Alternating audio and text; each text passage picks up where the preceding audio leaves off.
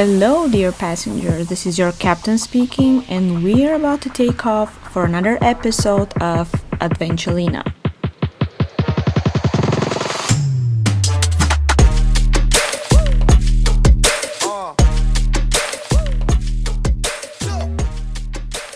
Hello, everyone. Welcome back to another episode of my travel podcast, Adventulina, your weekly travel dose, and hopefully your time to chill and dream about future trips. If you forgot to hit the subscribe button, do it now and make sure you're not missing any travel tips coming your way. It has been a long week for your captain, but when is it not a long week for me? Just how I like it. I came back from a trip and I'm already getting ready for another one because there is still a little bit left from 2024, and I would say let's make it memorable.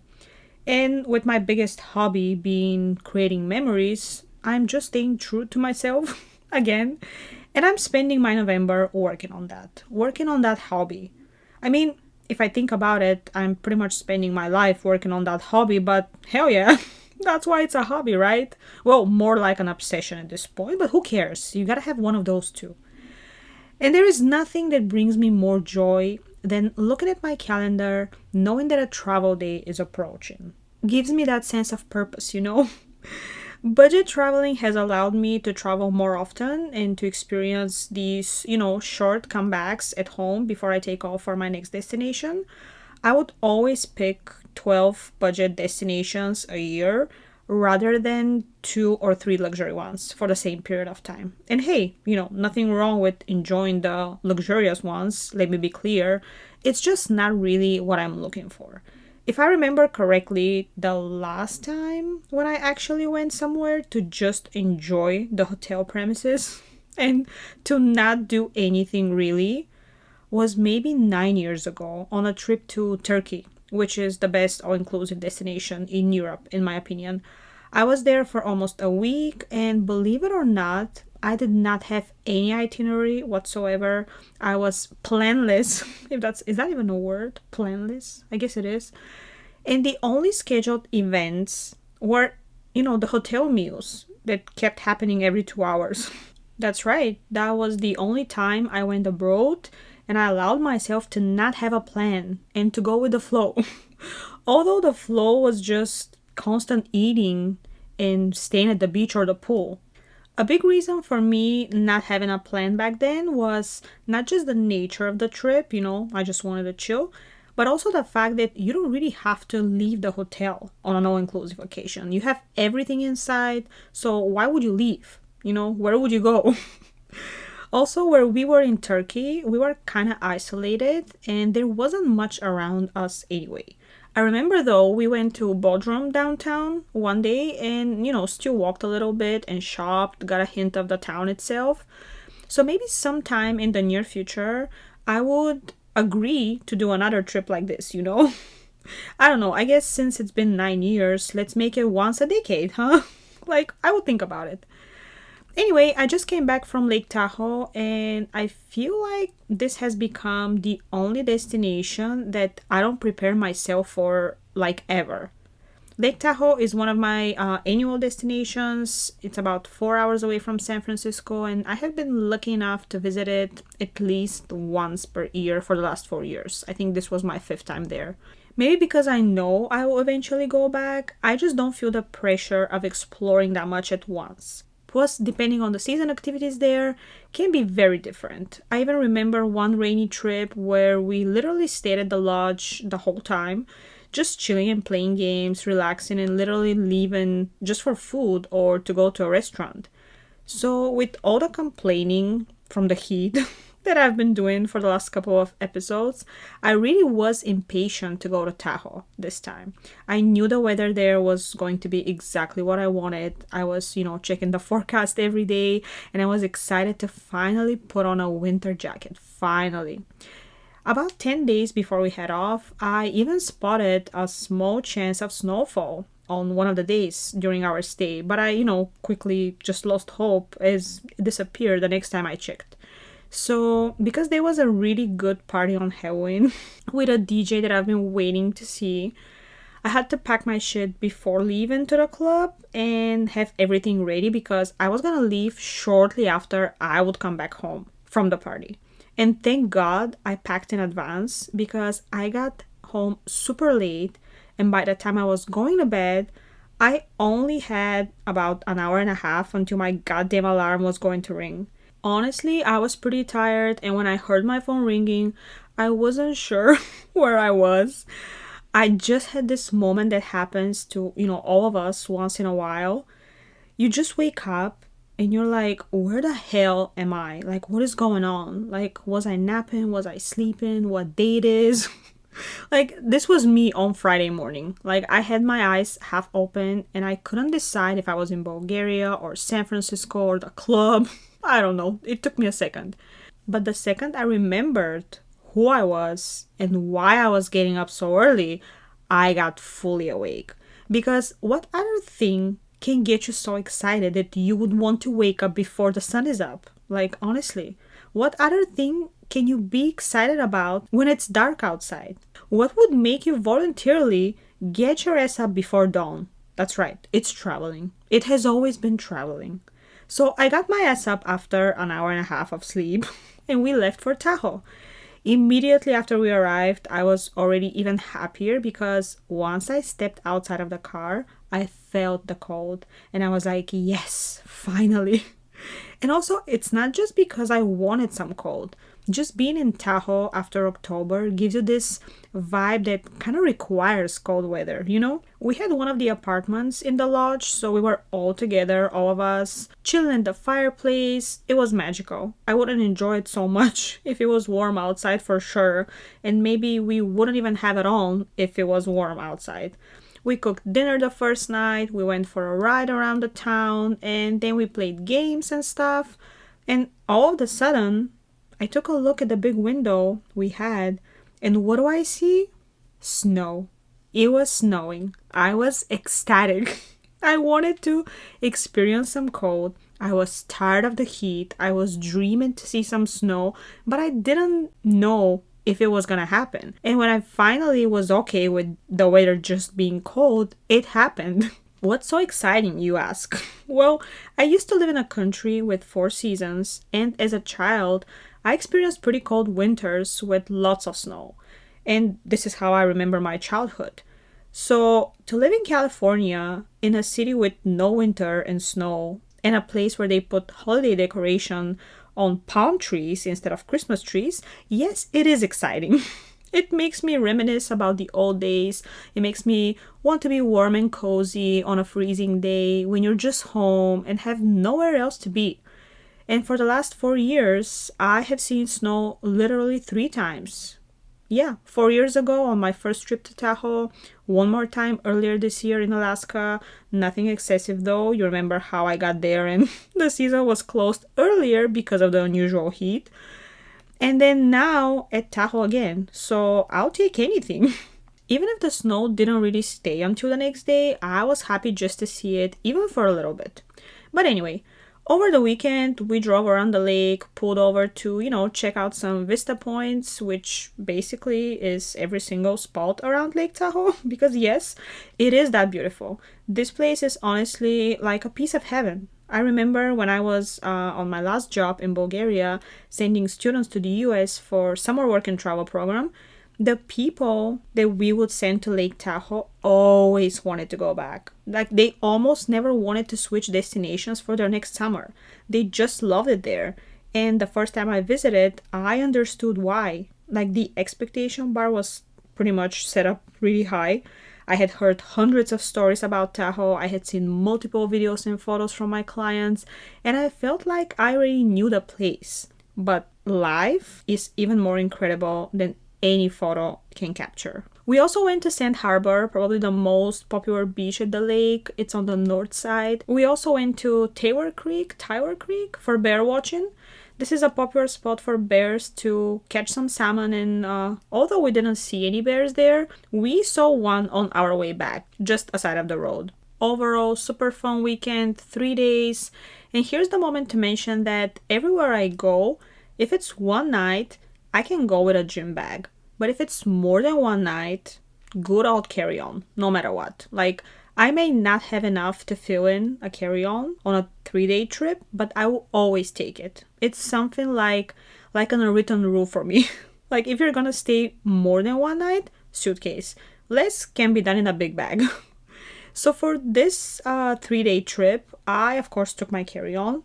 And as you can imagine, it got filled pretty fast considering the weather at Tahoe. I knew I was packing a little more than I would probably need. Well, it turned out I packed way more than I needed. With all the time spent at the lodge and with jackets primarily being, our outfits for everywhere, there was certainly stuff that I could have left home easily. And honestly, one of the pairs of shoes I brought, I only wore them because I wanted to count them as used on that trip. I had absolutely no desire to wear them, I just wanted to make it worth. But I guess it's better to have something and not need it than need something and not have it. With packing being the worst nightmare for some travelers, and being one of my favorite parts, I know I'm a psycho, I was thinking, why don't we talk about packing and how to make this a little less stressful and a little more enjoyable? How to do it in a way that doesn't give us a headache. So let's get into it.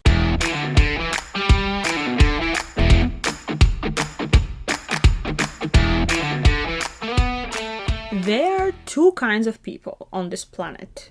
Those who hate packing and those who enjoy doing it so much that they would pack for the whole group if they could. I am the second type. I'm sorry, I love packing, and yes, I'm not kidding. Since I was a kid, packing has always been the sign for me that I'm going somewhere and that something exciting is about to happen. And that's why I don't mind doing it. Right the opposite, I never get tired of it, or at least not yet. Packing is the first step of your trip. Like it or not, you have to pack before you leave. And since this is, something inevitable, you better get good at it. How to pack, what to take, what to leave, and what's the ultimate luggage. Let's talk about all of this. Instead of just putting things in your suitcase without thinking of how and when you're gonna wear them, you better try to reduce the number of items and take only what's needed. After all, you're the one who's going to drag this luggage to the airport and whatever, so pack smart. Over the years, trip after trip, I have been developing my packing skills. Is that even a term? Packing skills?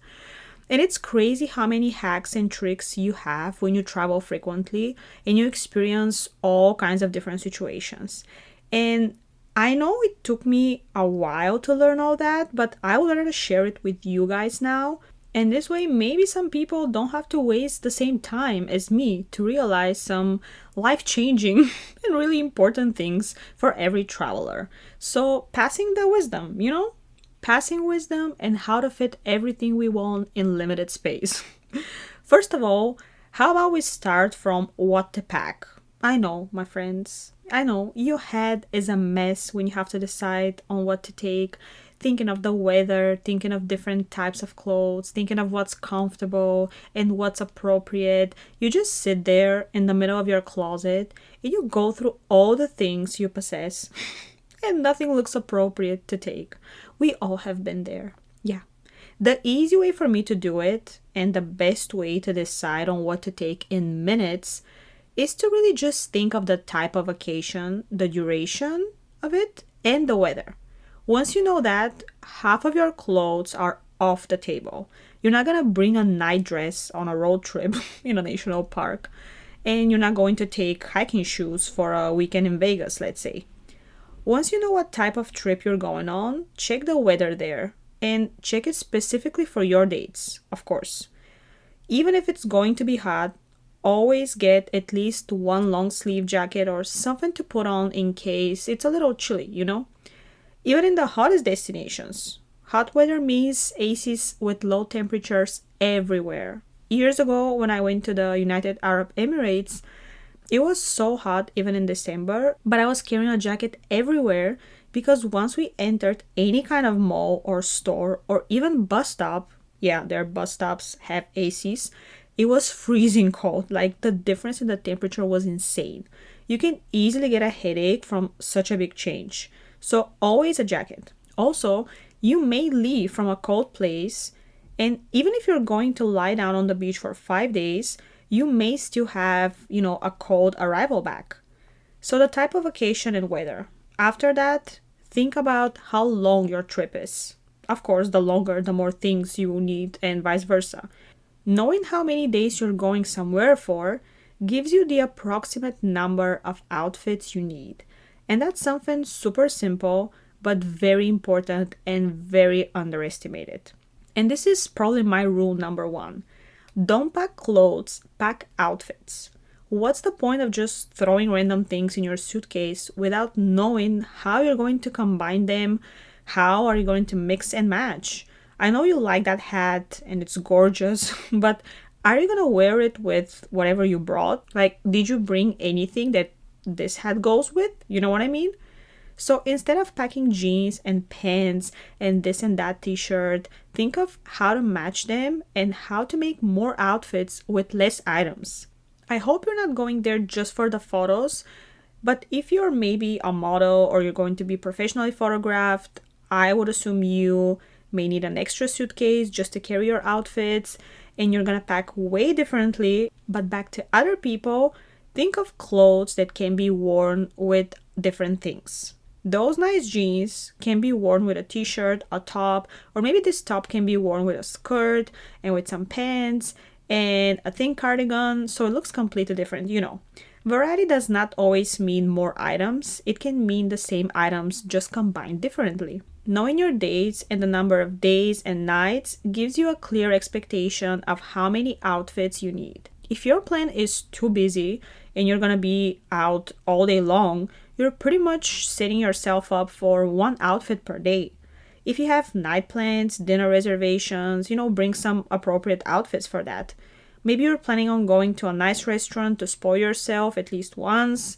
Get some clothes for that. Don't forget airport outfits. For me, once I wear something at the airport, I won't touch it unless I wear it on my way back. It already feels so dirty that I just don't consider it an outfit anywhere between the departure to my destination all the way to coming back home. Then think of a pair of clothes to wear in the hotel. Some comfortable clothes, different from the airport outfit you need for traveling. As you already mentioned, it will be dirty as hell. Definitely not something you want to roll around in your bed. Another thing, PJ or something to sleep with. I have forgotten PJs a few times and I had to sleep in one of my t-shirts that I was planning on wearing as an outfit during the day. So not bringing something to sleep in kind of cut my clothes short because I never go out with something I have slept with. It just doesn't feel right, even if it's the best t-shirt or top. Once I have slept with it, there's no way I'll wear it outside. Not just for the day, most likely permanently. I know it's weird, it's just one of my things. Packing outfits, not clothes, really helps you have a realistic number of things you need without overpacking. Same for the shoes. Choose the ones that are comfortable for the long days of walking. Get a pair of heels or something more casual. If you're gonna, hit a nice restaurant, get that shoes that go with most of your outfits. Shoes can be very inconvenient to pack as they take a lot of space and come in weird shapes. So the less pairs, the better. Also, if you're a person who's really picky about their photos, let's be honest, shoes are barely on any photo. So you can wear the same pair for months and maybe no one is ever gonna notice. I'm always super happy when I have to only bring 2 pairs of shoes. I can literally see how much room in my luggage that makes. The worst thing is when you travel somewhere cold and boots literally take over your carry-on, so you end up wearing the biggest ones despite how uncomfortable they are just to save some room. Which again reminds me of me bringing this gigantic boots pair to Tahoe just to realize I didn't need them. So we already have a list of the clothes we're taking. This is the biggest part of our luggage in 99% of the cases. The one that takes most of the space. If you insist on taking everything you just prepared, you have to adjust the rest to it. Now you have a clear space you can work with for the rest of your belongings. So let's see how that's gonna work. Ladies, we all know that packing our skincare routine products is not just a pain in the ass, but also a ridiculous process that leaves our vanities and bathroom cabinets half empty due to us taking 80% of our stuff on a trip. Packing cosmetics is a shit show. Like, you have to take almost everything, and it sucks because those items are always heavy and weirdly shaped. Most of the time, your favorite makeup and skincare, hair care, come in big bottles, and not all of our preferred products have a travel size version. And we don't always want to squeeze our products into travel size containers because, let's admit it, we always squeeze more and we end up leaving the rest in the travel size container, then it never gets used, a complete waste. I can't remember a time when I have traveled with friends and everyone always had everything when it comes to essentials like shampoo, toothpaste, and stuff like that. There is always at least one person who forgot one of those things, who wanted to buy it from the airport or from the supermarket next to the hotel, and they just forgot it. It's almost impossible to have all of those little things that we need for our hygiene.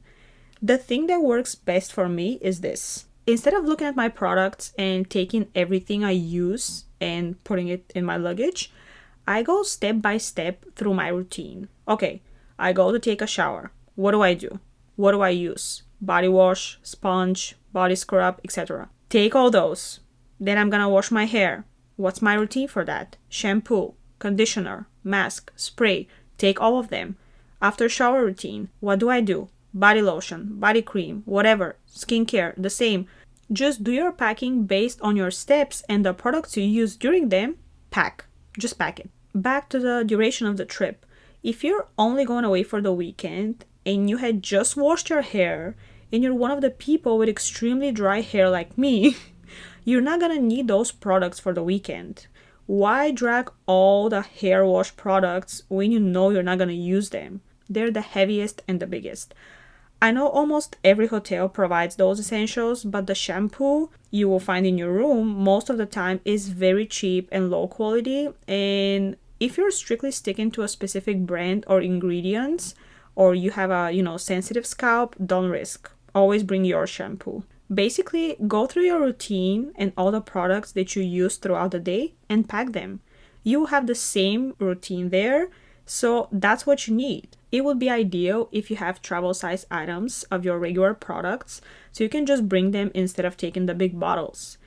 Sometimes you won't even be allowed to take the big bottles because of the limit in the ounces anyway. After you have packed all of your must products, when it comes to cosmetics, essentials, and makeup, think about the other things that you don't need on a daily basis, but you may need during your vacation. Pack them too. This can also include hair accessories. I don't wear scrunchies every day, it's not part of my routine, but on vacation, I take at least one, knowing that at least on my way back, I will want to put up my hair in a ponytail and kind of forget about everything. If you're finished with cosmetics, let's go underwear. Does anyone else pack underwear for vacation like they're going to shit their pants twice every day? I'm pretty convinced that adults take more pairs of underwear than they would pack for their infants for a vacation. Like, there's just something really indescribable in the thought of running short on underwear, and it makes you pack like a maniac. Like, oh, I need 10 pairs for those days.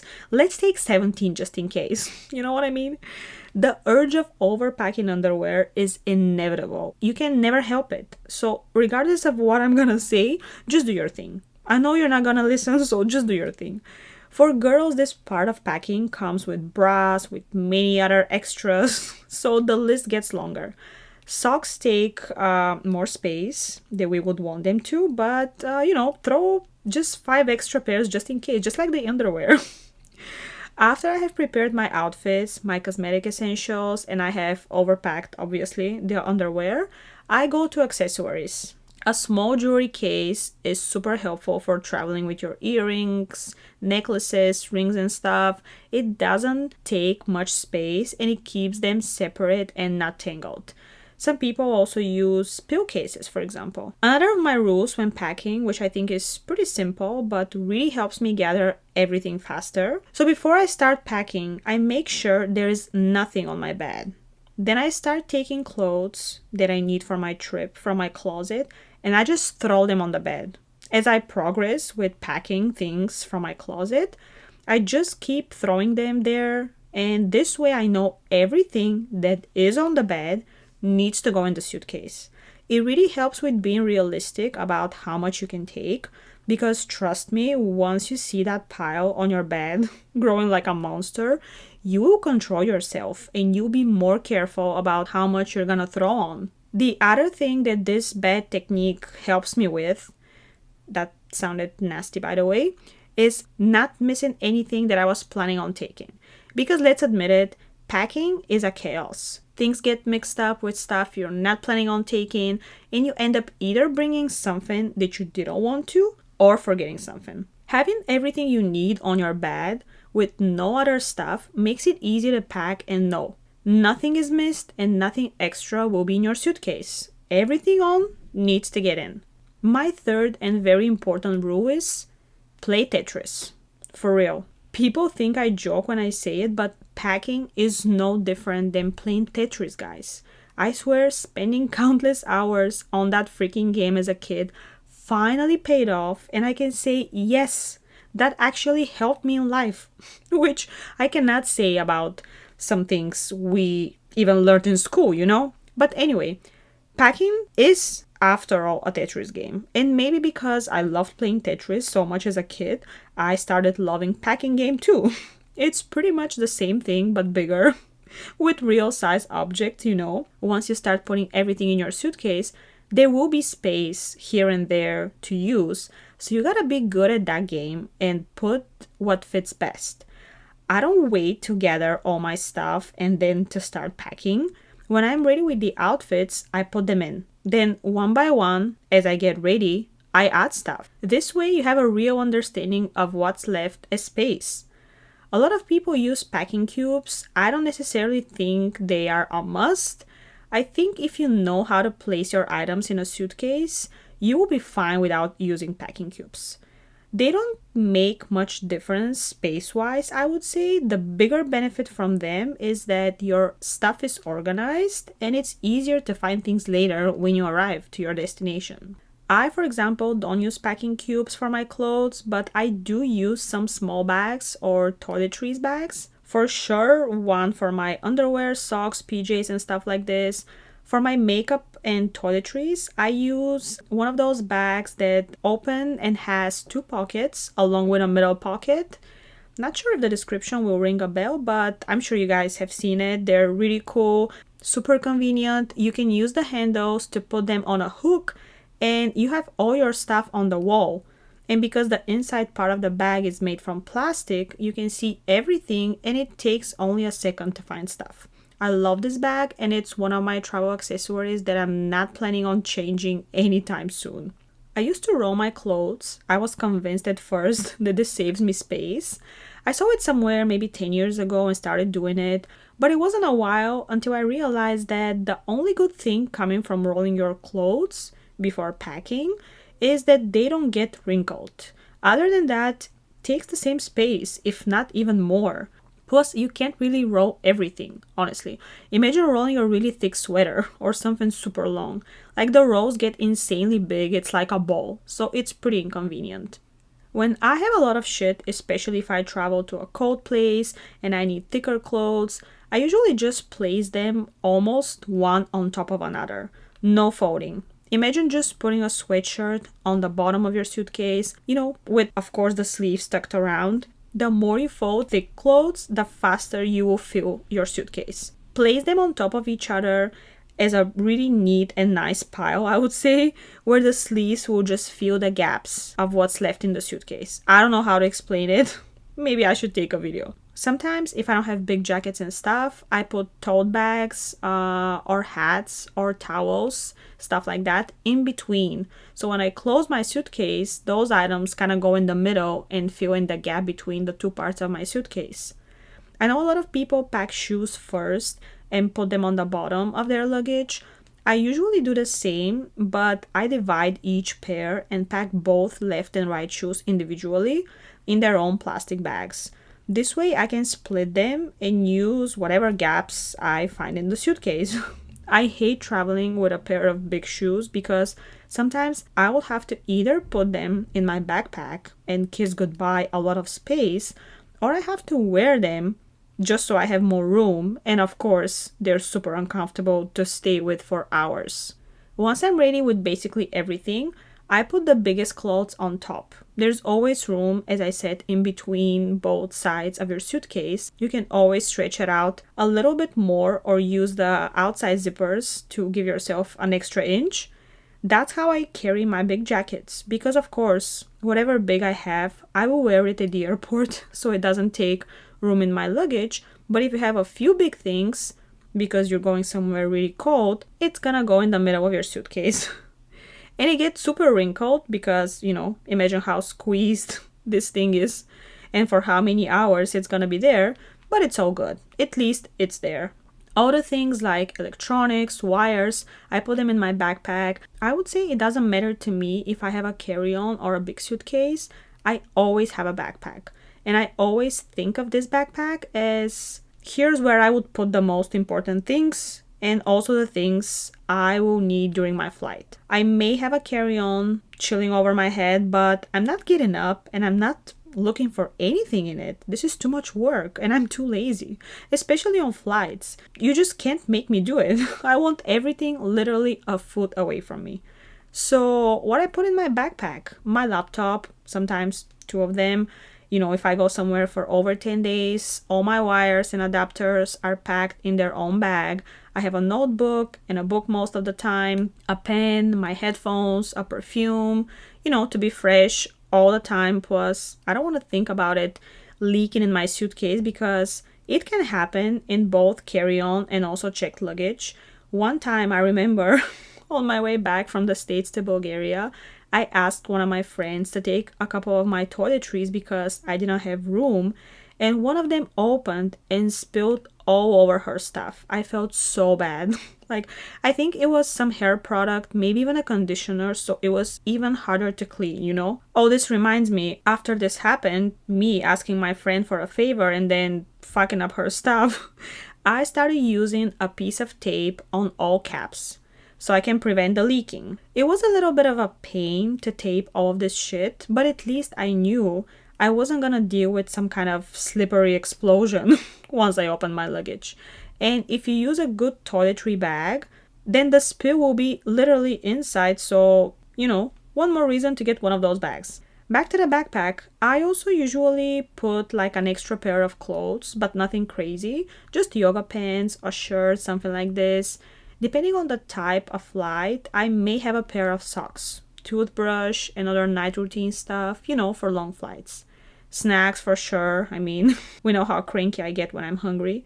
Sometimes I also use my backpack to fit whatever I couldn't fit in my suitcase. It's rare for a backpack to be weighted, so a lot of people sneak in with way more than it's supposed to be. As long as you can fit it under the seat, that's all you care about. Cameras, if you have additional devices except for your phone.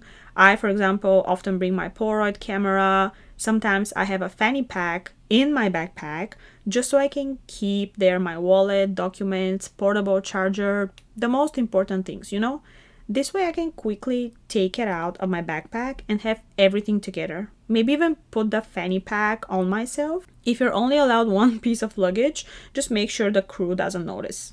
So let's briefly wrap up what to leave at home. Leave those uncomfortable shoes. If you're going to walk all day long, it's not worth taking it. Just for a few pictures, you're going to end up with blisters and they will stay with you for the rest of your vacation. So leave them. Also, leave this useless outfit you have never worn. You won't wear it now either. You just think you will. So leave it too. Leave the second book. Leave the second book you got. It's heavy, it's big. Most of the time, you won't have a chance to finish one book. Unless, of course, you're going somewhere for a month just to chill, which I would be jealous of. But in any other case, maybe you don't need a second book.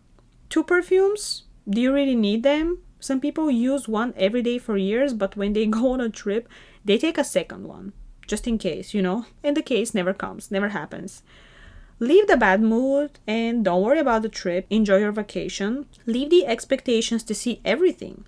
You never know what can happen. You never know how the weather can change. Be aware that some of your plans may not happen, and that's okay. Sometimes a wrong turn can take you through some of the prettiest streets, as they say. Literally. You may meet someone or experience something amazing while being lost or being at a place you're not supposed to be. And I love how I'm giving this advice, and deep inside, I'm the person who gets so upset when things don't go as planned. But anyway, that's a different topic. What to leave home because it's not allowed? It's not that we don't really need it. Sometimes it's just not allowed. Make sure you check all the requirements of the airline you're flying with, but remember, for most of them, the list is pretty similar. Dangerous sharp objects, liquids more than 100 milliliters, 3.3 ounces for your carry-on, stuff like this. Few tips and reminders. A lot of people forget to get a bag for laundry, and it's not a big deal. You can pretty much use any plastic bag for it, but I always like to put a designated laundry bag in my underwear bag. It makes sense for it to be there, and it's convenient. If you travel with checked-in luggage and a carry-on, as much as I hate to be pessimistic and to make people paranoid, I think it's good to think of your carry-on as something you might be left with. You know where I'm going with this. Imagine, God forbid, your checked-in luggage is delayed.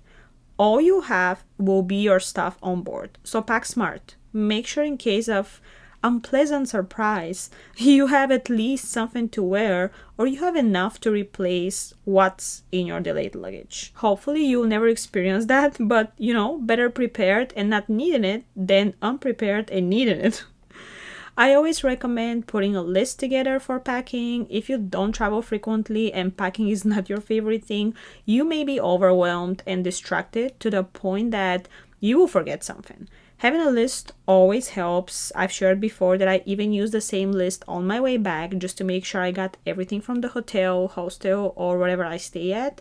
Being in a hotel is usually easy. You just get whatever you see and doesn't belong to the hotel property and you just put it in your suitcase.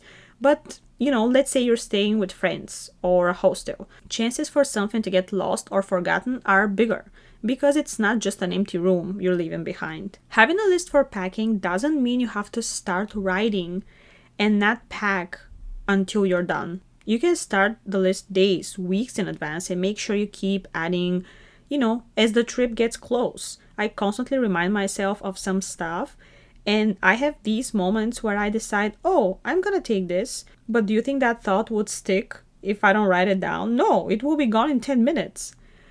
One of the most unpleasant experiences when traveling is forgetting something you need. It can really affect not just our mood, but the whole trip, depending on how important that thing is, They say smart people take notes, stupid people remember. I don't know where I heard this, but I love it. Don't try to remember everything. You can't. That's why we have our notebooks, our reminders, our computer, our calendar. Take advantage of them. Make a list. Don't leave it for the last moment. Some items take time to get and they might not be available the day before your trip. Making a list not only helps you pack for your vacation without missing important things, but also helps you not forget anything on your way back, because let's admit it, we all have left a beauty product in the bathroom of a hotel or have forgotten a t-shirt under the covers of the bed. And no, we don't always get them back. Most likely, we won't even bother to call the place and ask for whatever we left behind. Before you head to the airport or get into your car, make sure you have all the documents required. Start with your identification documents. Go through your boarding passes, if available earlier, if needed to be printed out, wallet with cash, cards, backup cards. Check your devices and the chargers. Who needs a camera with 5% battery and no opportunity to charge it? Who wants to spend extra money on a charger that you have home but you forgot to take? No one, right? Also check the important medication, if any, and always take more just in case. Doesn't matter how hot it is where you're going, again, always pack at least one thicker sweatshirt or a thin jacket. Going to a super hot country, I already said, means that the air conditioners inside will be set up at much lower temperature, and sometimes this is a big difference and discomfort for your body.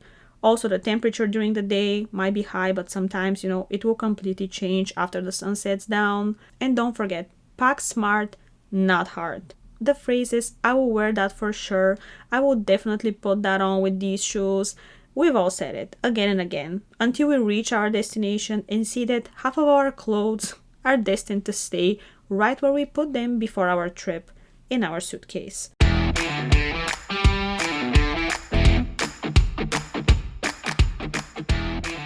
Traveling is exciting and we always want to look good. Let's admit it, photos are a huge part of our trip, so we want to make sure we, don't end up looking bad or underdressed for something that is going to stay a memory for life. The truth is that we want to have different outfits for every possible weather situation, even if the country we are going to only has one season. Like we all say, you never know. Also, we don't really know what kind of mood we're gonna be in, and everyone would agree that does affect our fashion decisions. So, no matter how much you like specific clothes and how good they look on you, make sure you can actually put them on where you're going. Because again, what's the point of bringing a pair of heels if you're going to spend 5 days in Disney World? Why bring a fancy outfit if you're going to hike through the mountains and there are no restaurants? Think about where you're going, what are you going to visit, and what is going to be comfortable to wear for long hours. And I hope this was helpful, and I hope next time you guys pack, you actually think of some of these tips, Maybe some of you will actually start enjoying packing.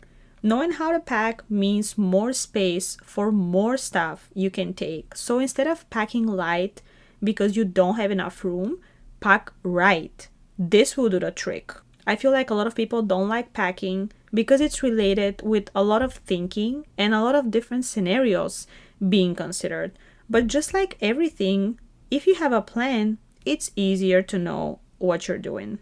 So plan your packing better and make your next trip less stressful because, hey, you're supposed to be in a good mood when you're packing because you're going somewhere, and that's what matters.